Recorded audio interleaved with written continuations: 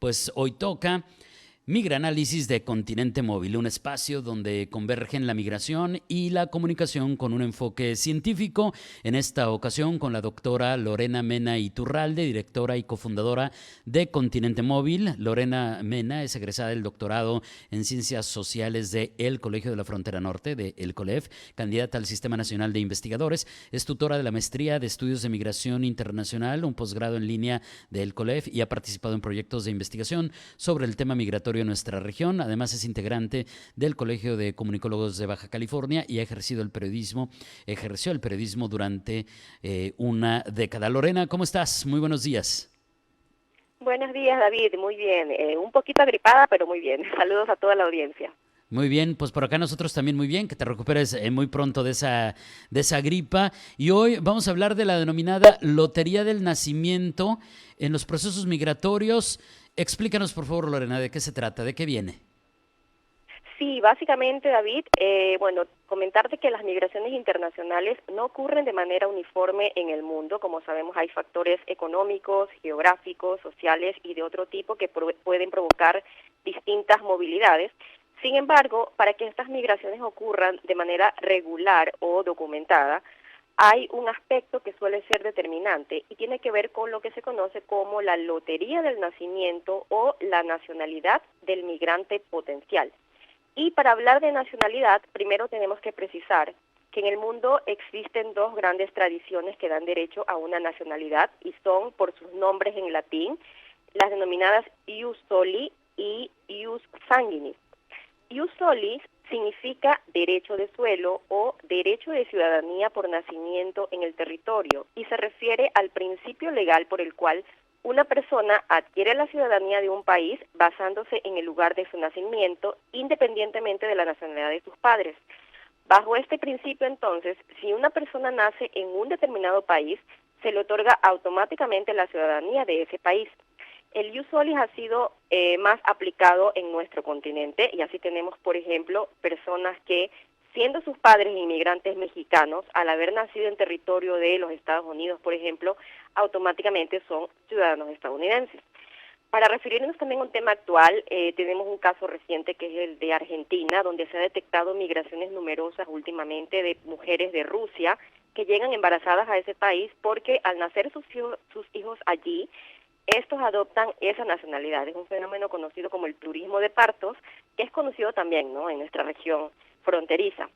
Por otra parte, tenemos el llamado ius sanguinis, que significa derecho de sangre, y ha sido más habitual en el continente europeo. Este se refiere al principio legal por el cual una persona adquiere la ciudadanía de un país basándose en la nacionalidad de sus padres o ascendencia familiar. Bajo este principio, entonces, la ciudadanía se transmite de padres a hijos independientemente del lugar de nacimiento. Esto significa que una persona puede ser ciudadana de un país aunque haya nacido en otro lugar, siempre y cuando sus padres o alguno de sus padres sean ciudadanos de ese país. Por ejemplo, si una persona tiene progenitores de nacionalidad española, pero nació en Costa Rica, obtendrá la nacionalidad española por ser hijo de padre o madre español o de ambos, ¿verdad? En términos generales, entonces, el ius soli predomina en países que optan por favorecer la inmigración, mientras que el ius sanguinis es preferido por aquellos países que buscan de alguna forma conservar cierta cohesión étnica y social, ¿no?, justamente por estos factores que he mencionado. Y comentarte pues que en el caso de México, básicamente existen los dos sistemas. El artículo 30 de la Constitución Política de México establece que son mexicanos por nacimiento quienes nazcan en territorio de México, sea cual fuere la nacionalidad de sus padres.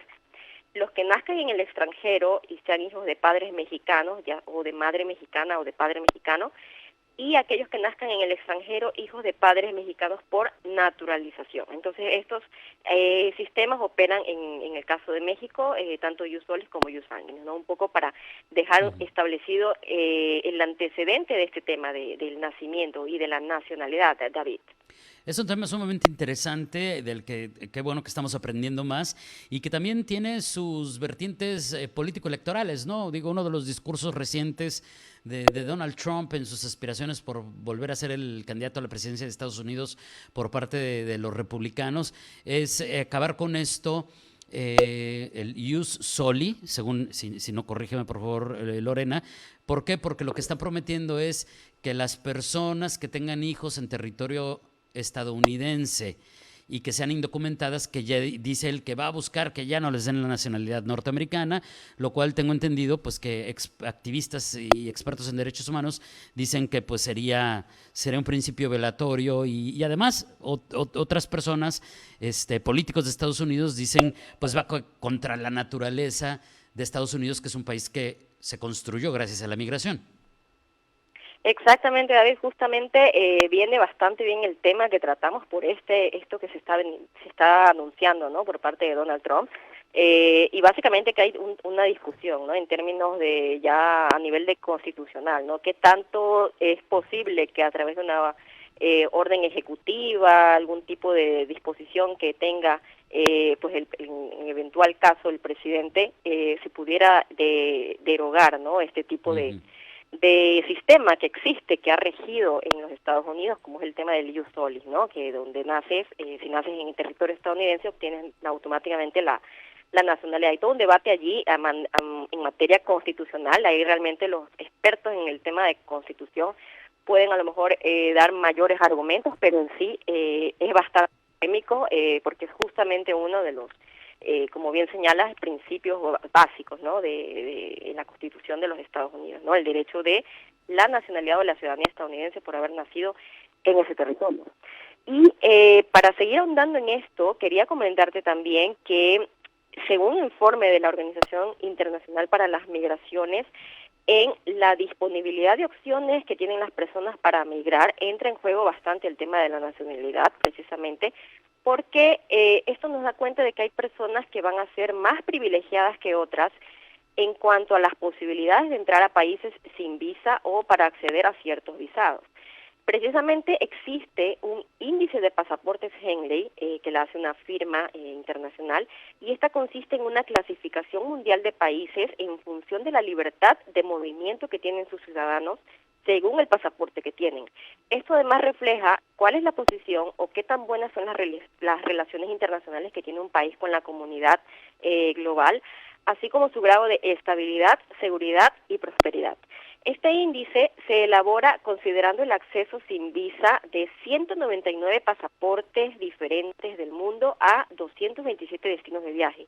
Y si revisamos el último ranking de este año 2023, tenemos que el pasaporte más poderoso a nivel global es actualmente el de Singapur, ya que sus ciudadanos pueden entrar sin visa a 194 países, y está seguido muy de cerca por Japón, que hasta el año pasado ocupaba el primer lugar, y este pasaporte japonés permite la entrada a 192 países.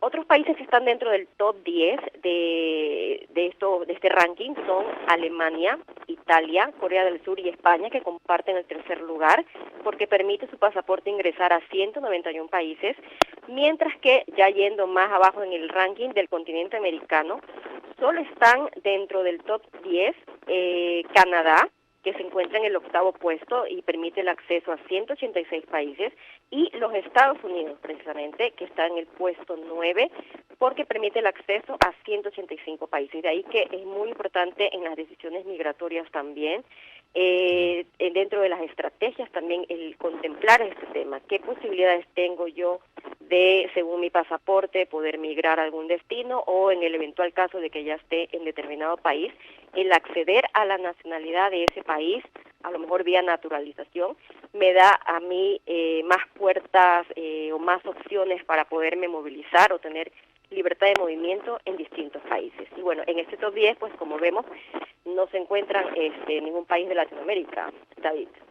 Oye, pero vamos justamente a eso. ¿Cómo están los países de Latinoamérica en este ranking de pasaportes?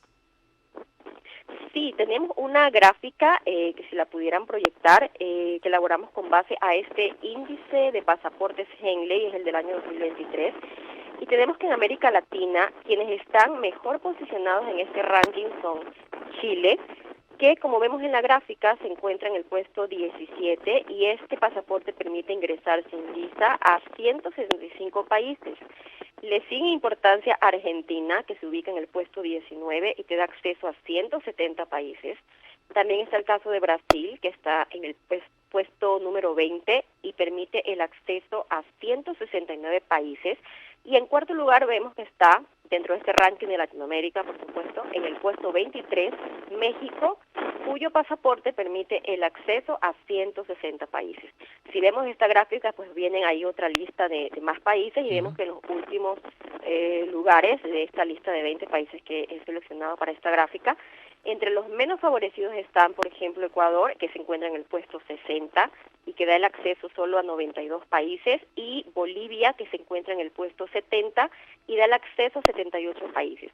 Es muy interesante tener en cuenta todo esto porque precisamente en el caso que te comentaba de esto que ocurre con las mujeres rusas embarazadas que están llegando a Argentina, uno de los aspectos que ellas están valorando, según datos que ya han venido saliendo, que han estado saliendo a la luz, es que ellas evalúan, ¿no?, la facilidad tanto que tienen para ingresar a ese territorio como de obtener la nacionalidad sus hijos nacidos allí, porque saben que con este tipo de pasaporte, el argentino, van a tener acceso a 170 países, a diferencia de quizás su propio pasaporte, ¿no?, que no es tan poderoso. Entonces, en las decisiones migratorias interviene mucho este tema, David, y es muy interesante pues traerlo a colación para conocerlo, ¿no?, que es otra de las aristas que nos tiene el tema, no solo en términos de turismo, sino en términos de migración propiamente. Claro, por supuesto. Oye, qué interesante todo esto. La mayoría de estos datos yo no los conocía, no sabía cómo funcionaba, pero también me imagino que, como muchos de los otros temas que hemos tratado, Lorena, en los migranálisis de Continente Móvil, es un asunto dinámico porque me hizo recordar el caso de México-Canadá, ¿no? O sea, un periodo en el que los mexicanos no necesitábamos visado para ingresar a Canadá, y hubo un periodo en el que no los impusieron y después lo volvieron a liberar. Entonces, finalmente, también me imagino que es algo que se va ajustando conforme a los contextos y las situaciones que se van generando con el tiempo. Exactamente, justamente el tema de los visados son algunos, es un aspecto que ingresa mucho en las políticas migratorias, suele ser la forma de contener un poco las migraciones, y te lo explico en un caso concreto, bueno, el que mencionas de México con Canadá, que es muy real. Actualmente pues no tienen el tema de que necesiten visa para Canadá. Se estaba hablando por ahí de la posibilidad de volverla a poner porque se detectó que estaban saliendo muchos mexicanos hacia Canadá, y a partir de allí entrando por la frontera terrestre de Canadá hacia los Estados Unidos. Pero bueno, se ha dicho que no se va a tocar este tema. Pero en otros casos, por ejemplo, el tema de los venezolanos, que se les ha impuesto visas en ciertos países para que ya no puedan ingresar, el tema de los ecuatorianos, por ejemplo, en México, que tenían sección de visa, y en el año 2021, a partir de un flujo de muchas personas que llegaban supuestamente para hacer turismo a México, y en realidad iban hacia los Estados Unidos, hizo que se impusiera nuevamente el visado. Entonces los visados también son esta forma de contener o controlar también ciertos flujos migratorios, ¿no? De ahí que es muy importante tener en cuenta pues todas estas posibilidades que dan de movilidad este tipo de pasaportes, o bueno, la nacionalidad que tienes más bien, ¿no?, y que te permite.